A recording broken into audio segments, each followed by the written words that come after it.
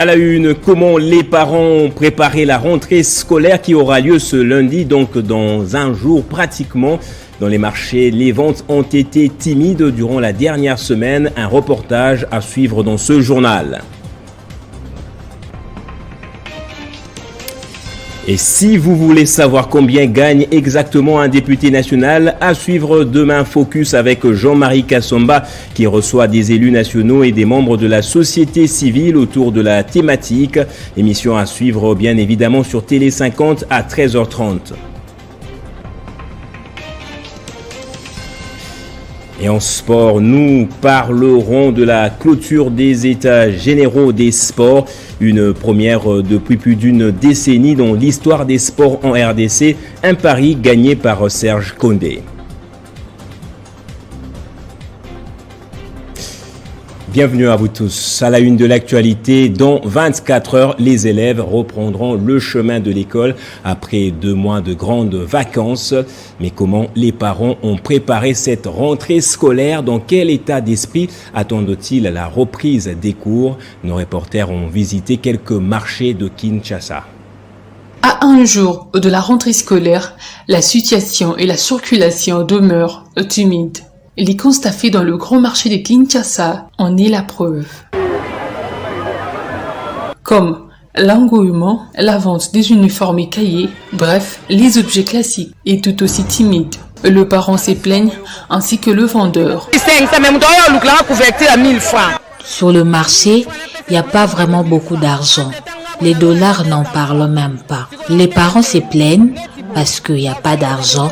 Et pour cette rentrée, nous ne pensons pas que ça sera effectif.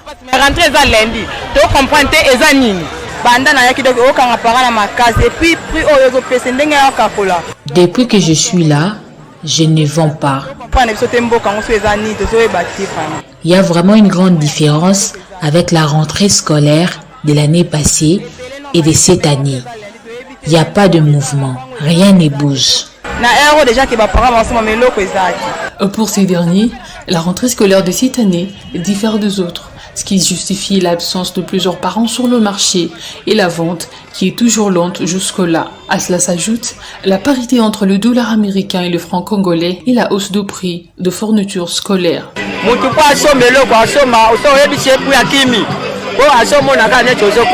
Qu'à cela ne tienne, la rentrée de classe sera bel et bien effective ce 5 septembre sur toute l'étendue du territoire national.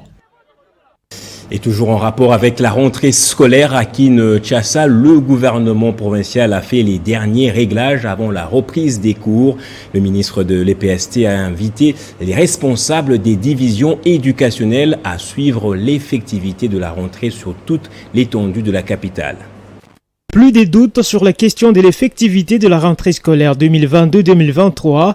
Le ministre provincial de l'EPST Kinshasa, Charles Mbouta Montou, a invité tous les cadres de son secteur à être présents devant leur salle de classe pour accueillir les élèves qui viendront commencer les cours ce lundi 5 septembre. Ces échanges entre les patrons de l'EPST Kinshasa et les cadres de son secteur ont abouti à un seul compromis, celui de travailler efficacement pour la consolidation et la pérennisation de la gratuité de l'enseignement primaire et secondaire, qui est l'un des éléments de la vision phare du président de la République. Vision dit le peuple d'abord, a souligné Charles Mbouta Montou. Et que la rentrée scolaire est confirmée pour les 5. Je venais d'inviter tous les responsables du secteur au niveau de la ville-province de Kinshasa de répondre présents les 5 et de respecter les instructions hiérarchiques. Ça signifie que nous plaçons cette année aussi, comme les années écoulées, dans le cadre de la consolidation des acquis de la gratuité, tolérance zéro pour les niveaux primaires. Ça signifie que rien n'a demandé sous aucun prétexte. Et au niveau secondaire, les respects stricts de l'arrêté de son Excellence, Monsieur le Gouverneur de la ville. Par ailleurs, le numéro 1 de l'éducation de la ville-province de Kinshasa a invité tous les sous-prophètes présents à cette réunion à réactiver une supervision permanente dans les écoles et d'informer la hiérarchie de tout résultat y afférent. Ce travail de terrain facilitera la franche collaboration entre inspecteurs et chefs d'établissement afin de rassurer un bon fonctionnement du secteur éducationnel. Et Focus revient sur vos écrans ce dimanche à 13h30 avec un sujet alléchant, l'affaire 21 000 $ des rémunérations des députés nationaux. Jean-Marie Kassomba réunira sur un même plateau élus nationaux, cadres des partis politiques de différentes tendances pour aborder sans passion la question de la réduction du train de vie des institutions. Héritier Ntamboa. Dossier qui ne cesse de faire couler beaucoup d'encre et salive ces derniers jours sur la scène politique congolaise. Affaire 21 000 $ que touche un député national en République démocratique du Congo, d'après des révélations et affirmations de Martin Fayoulou puis d'Elie Sanga. Suite aux réactions qui fusent de partout, le directeur général et patron de l'espace 50, Jean-Marie Kassomba, reçoit ce dimanche 4 septembre à 14h, dans le cadre de l'émission Focus, des acteurs politiques de haute facture et quelques figures pertinentes de la société civile pour un débat autour de la thématique scandale financier à l'Assemblée nationale, qui gagne quoi, à qui profitent ces dépassements budgétaires, les députés sont-ils victimes de la diabolisation ou simplement coupables, des questions qui vont rencontrer des réponses justes à l'émission Focus de ce dimanche. Le Bureau central de coordination a remis 91 millions de $ aux 41 agences locales d'exécution du programme de développement local de 145 territoires qui devront se déployer dès la semaine prochaine pour les débuts des travaux. Cette cérémonie s'est inscrite dans une logique de transparence et de recevabilité, a déclaré le directeur général du BCECO. Avec cette cérémonie qui s'inscrit dans une logique de transparence et de redevabilité, la vision du chef de l'État se matérialise. Le Bureau central de coordination BCECO vient d'octroyer un chèque à chaque agence locale d'exécution qui a signé une convention dans le cadre du programme de développement local 145 territoires. 91 millions de $ ont été déposés dans le compte de 41 ALES qui devront se déployer dès la semaine prochaine pour le début des travaux, a fait savoir le directeur général du BCECO, Jean-Mabi Moulumba. Le BCECO avait adopté comme stratégie la promotion de la transparence, de la redevabilité et de la performance. C'est ainsi qu'aujourd'hui, nous sommes venus leur remettre le chèque. En un temps record, BCECO a pu engager à peu près 91 millions de $ américains. Ginette Moutetanzaou, présidente du comité de pilotage du PDL 145 territoires, voit en ce jour la matérialisation de ce grand programme pour le bénéfice de la population et attire l'attention des CISALES sur la responsabilité qui est la leur. La signature d'aujourd'hui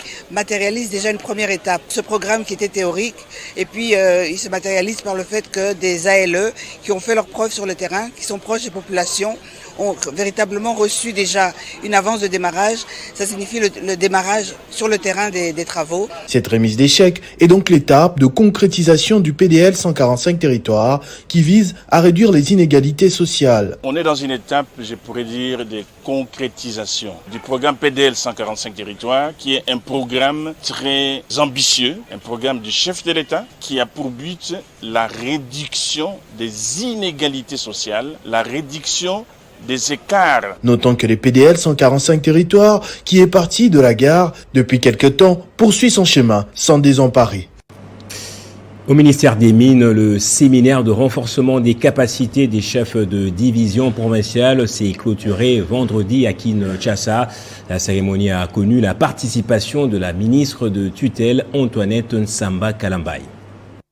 Ils sont au total 42 chefs des divisions provinciales des mines et géologie à avoir pris part à ces cérémonies de 3 jours patronnées par le ministre des Mines. Sous le thème de pouvoir atteindre le même niveau de perception et l'utilisation de mêmes outils de travail dans le secteur minier, ces assises ont connu les interventions de 15 chefs des divisions. Pour cette dernière séance, la cérémonie a été marquée par 3 activités principales. La lecture du rapport final, les mots de la fin par le secrétaire général aux mines et les discours de clôture d'Antoinette Nsamba Kalambaye, ministre des Mines. Un vibrant hommage au premier citoyen de la RDC pour sa vision par rapport au secteur des mines.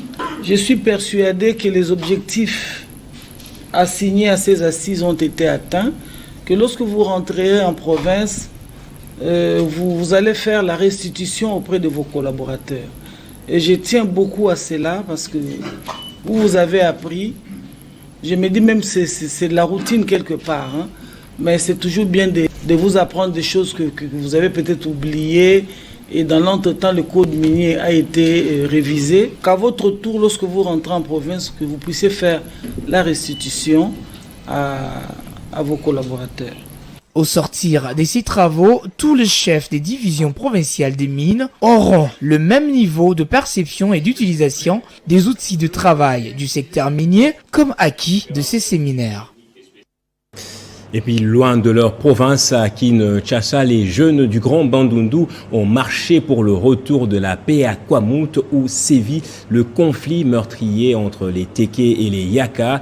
Sur le boulevard Triomphal, ils étaient nombreux à appeler à la fin de la crise communautaire. Euphrasie Mbiyakayembe. Les conflits qui opposent les Téké et les Yaka est à la base de plusieurs inquiétudes de ces jeunes du Grand Bandundu. La crise sécuritaire continue à déstabiliser la province de Mai-Ndombe, dans laquelle, suite au conflit entre Téké et Yaka, a occasionné le déplacement de plusieurs personnes. Une structure de jeunes du Bandundu a déposé un mémorandum au ministre de l'Intérieur, dans lequel elle lance une sonnette d'alarme au chef de l'État à s'impliquer personnellement pour le dénouement de cette situation, prévoir une solution par rapport à ces conflits qui ne cessent de faire de morts tous les jours. Nous demandons à tous les notables du Grand Bandundu, nous avons intérêt de créer un climat de paix pour qu'il y ait la paix au niveau de Kwamouth. Nous avons perdu nos frères, nos mamans, nos papas sont morts, sont en train de mourir. Maintenant là, je vous dis, la route qui nous amène vers Bandundu-Ville est bloquée. Vous ne pouvez plus avoir accès à cause de cette insécurité. Et que l'État est appelé, à travers son ministère, de prendre toutes les responsabilités pour que la paix revienne dans cette partie du pays.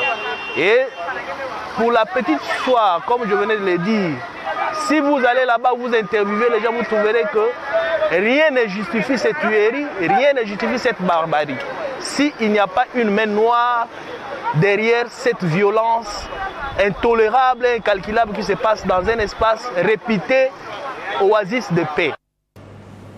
Et toujours sur ce conflit, contrairement au rassemblement de jeunes du Grand Bandundu, l'autre rassemblement des jeunes Kinois originaires du Kwango a clairement pris parti pour les Yaka qui, à son avis, est en train de subir une agression nécessitant une implication urgente du gouvernement.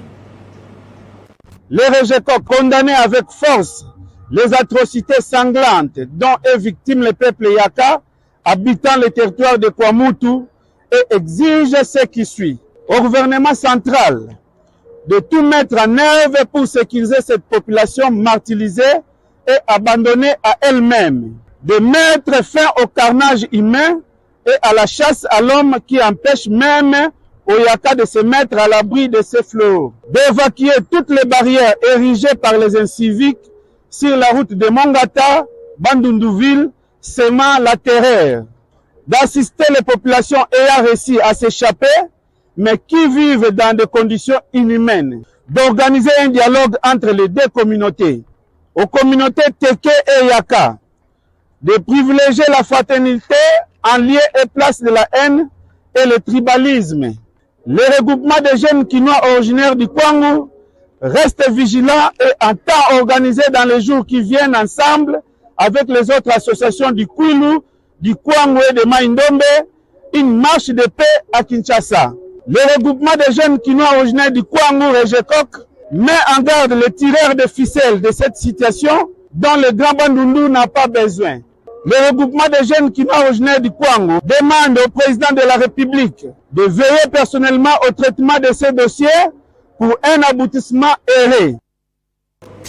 Et en Ituri, le commandant de la 32e région militaire a conduit une marche d'endurance physique des FARDC ce samedi à Bunia. Des éléments de nos forces armées ont sillonné les artères du chef-lieu de l'Ituri, une manière pour l'armée de rassurer sa population de sa détermination à la sécuriser. Assurer la défense de la ville de Bunia, la discipline militaire, l'esprit des corps et la mise en condition des unités de la garnison du chef-lieu de l'Ituri, telles sont les missions dévolues au commandant de la 32e région militaire. L'accomplissement de cette lourde tâche nécessite que des efforts soient fournis constamment. C'est dans ce cadre que le général-major Peter Chirumwami a organisé une marche d'endurance physique ce samedi. état-major de la 32e région militaire, point de départ de la dite marche, les éléments de FARDC ont sillonné les différentes artères de Bunia.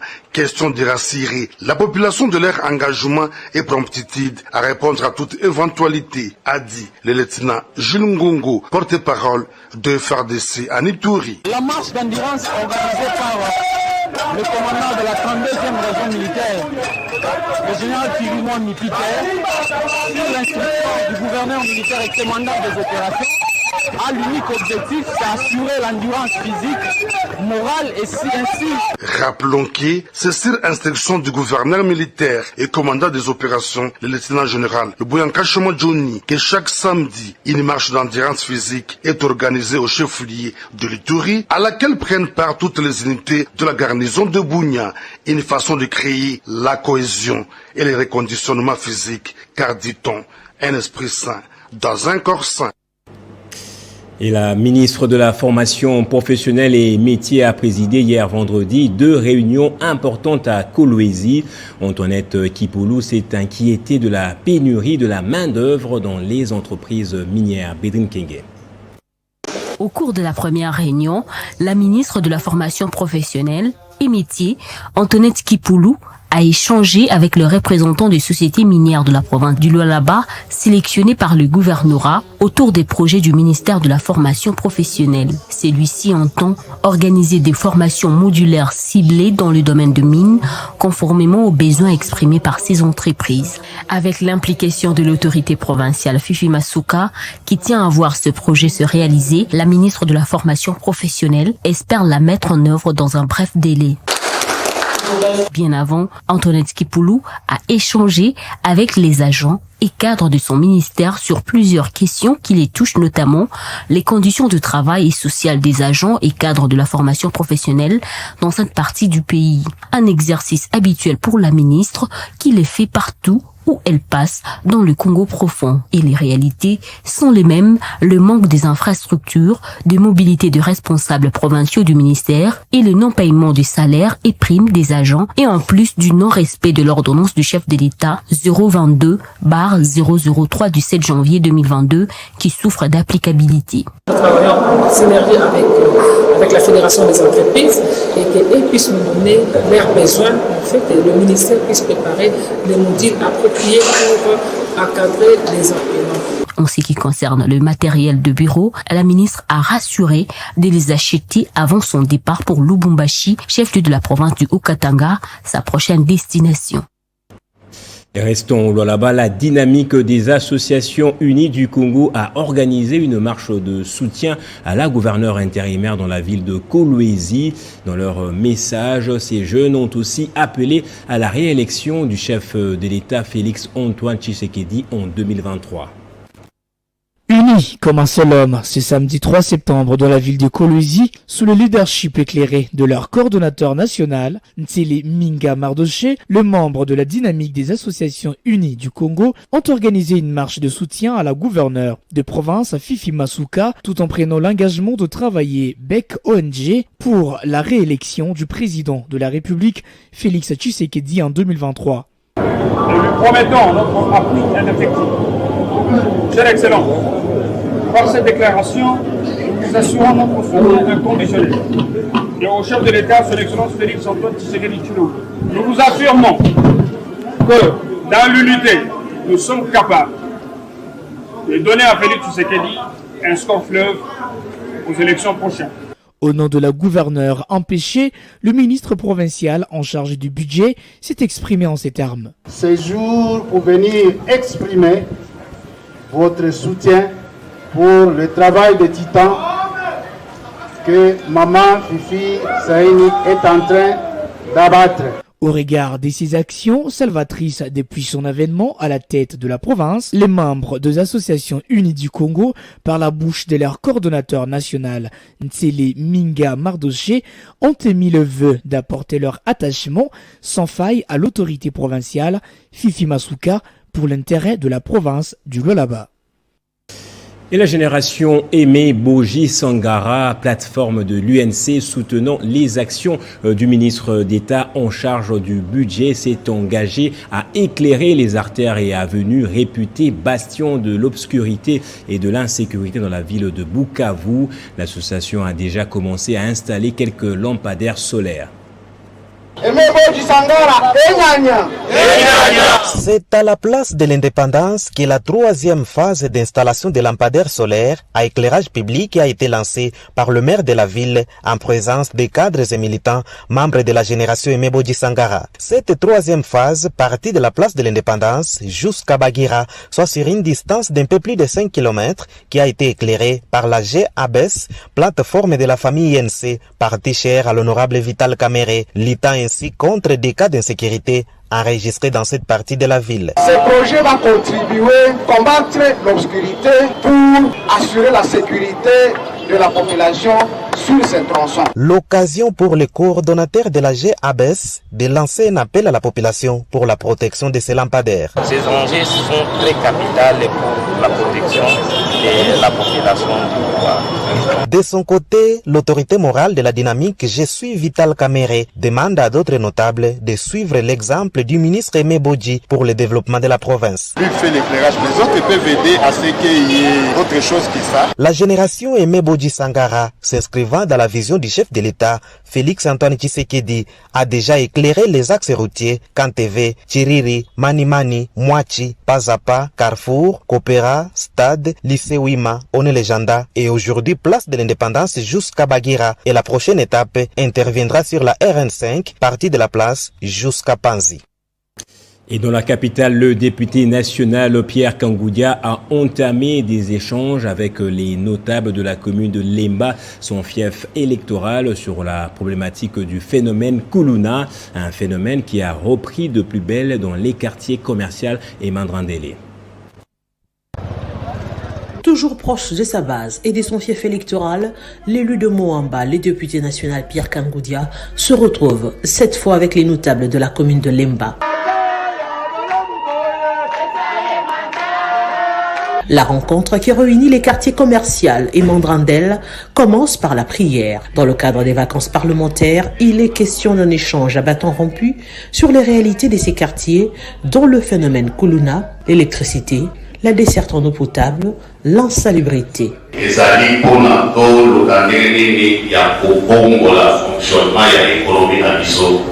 Accompagné de quelques membres de son parti politique, le Front des Congolais pour la démocratie, proche de Joseph Kabila, Pierre Kangoudia se réjouit de cet échange qui lui permet d'avoir une idée claire des desiderata, lui qui est le porte-voix de Moamba. Nous sommes venus dans le cadre de vacances parlementaires pour écouter la base et faire rapport au bureau de l'Assemblée nationale.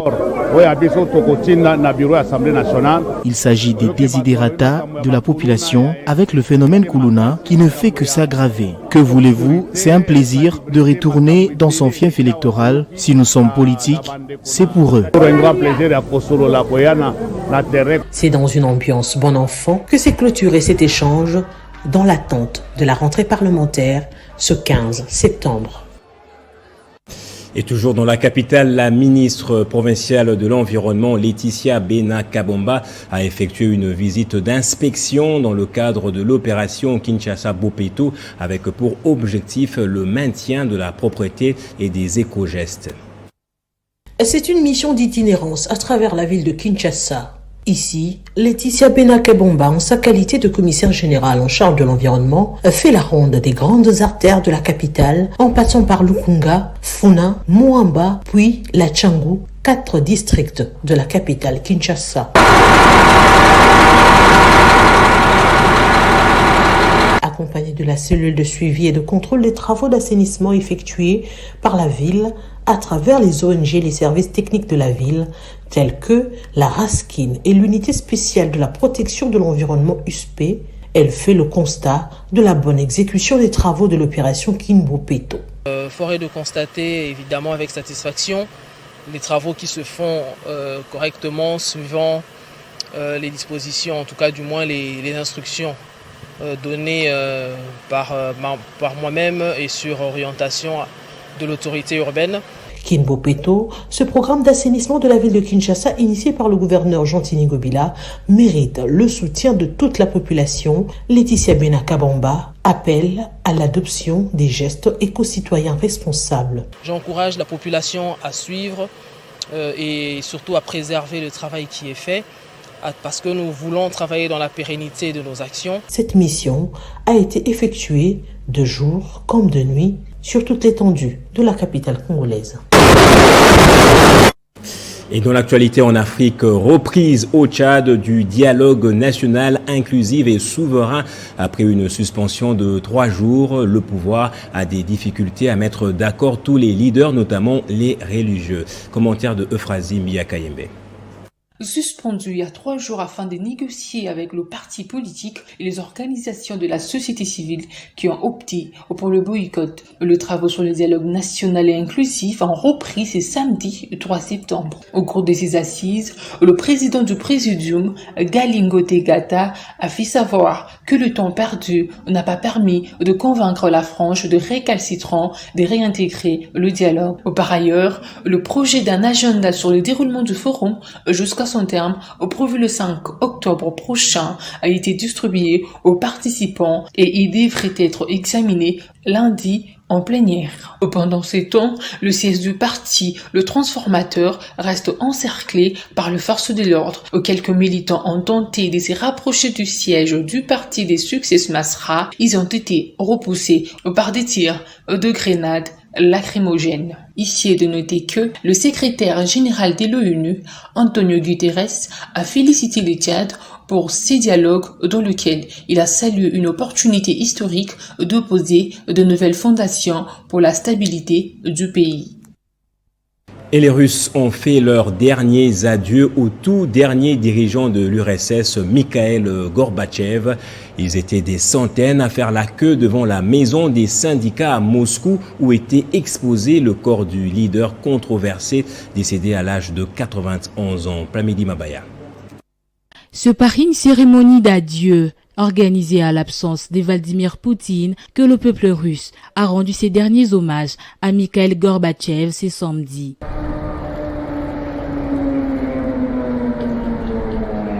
Des milliers de personnes se sont succédées à la maison des syndicats, un lieu symbolique pour honorer cet ancien président de l'Union soviétique. Parmi elles, des autres personnalités, notamment l'ex-président russe, le premier ministre hongrois Viktor Orban, proche du Kremlin, le seul dirigeant étranger à se rendre à Moscou pour s'incliner devant la dépouille de Gorbatchev. Les capitales occidentales de Washington à Berlin, Paris et Rome n'étaient pas en reste. Elles ont également célébré chaleureusement la mémoire de Gorbatchev, salué pour avoir œuvré au rapprochement Est-Ouest et à une réduction des arsenaux nucléaires, ce qui lui avait valu en 1990 le prix Nobel de la paix, signalant que cette grande figure politique du XXe siècle a été enterrée aux côtés de son épouse Raïssa, décédée en 1999. Et on termine avec les états généraux des sports édition 2022. Les assises sont à leur fin. Ces assises justement se sont clôturées ce samedi. Le rapport est adopté par l'Assemblée moyennant quelques amendements concernant l'article 30 de la loi sportive sans préjudice des dispositions des instances internationales. Le nombre de mandats d'un comité à la tête de fédération est de 4 ans renouvelable une seule fois. D'autres sujets à suivre dans notre prochaine édition. Place au rappel des titres après. Comment les parents préparent la rentrée scolaire qui aura lieu ce lundi, donc dans un jour pratiquement dans les marchés. Les ventes ont été timides durant la semaine dernière. Vous avez suivi notre reportage dans ce journal. Et si vous voulez savoir combien gagne exactement un député national, à suivre demain Focus avec Jean-Marie Kassomba qui reçoit des élus nationaux et des membres de la société civile autour de la thématique.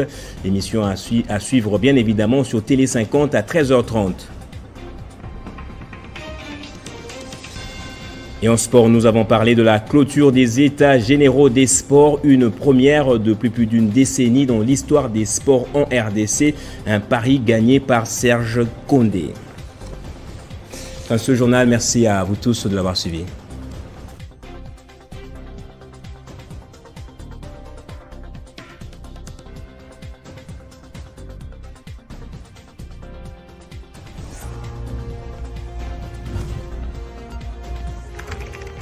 L'actualité reste incontinue.